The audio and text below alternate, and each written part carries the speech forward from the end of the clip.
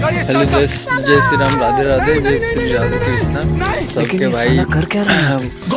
हम लोग आ गए हैं ग्राउंड पर, जो कि आप लोग देख रहे हैं। इतना कोहरा, इतना कोहरा पड़ा हुआ है, हम लोग का ग्राउंड भी दिखाई नहीं दे रहा है भाई। देखो इतना बहुत ज़्यादा ही पड़ गया है, जिसमें ये भाई हैं कि डेली वो आते हैं। देखिए आज भी एक्सरसाइज वो 3-4 बजे के आकर ही कर रहे हैं भाई।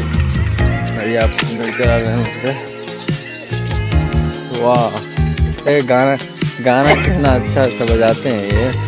मानना पड़ेगा इनका यार। Hello good morning. तब क्या इनके बारे में कुछ बोल सकते हो? तबीयत ठीक नहीं है। ठीक नहीं, लेकिन देख रहे हो ना, इनको देख कर कितना मोटिवेशन ये कहता है। जो देखेगा वो समझेगा कि हाँ बहुत ठंडा है। देखो हम लोग का दिखाई नहीं दे रहा है। जय श्री राम, राधे राधे सबको भाई।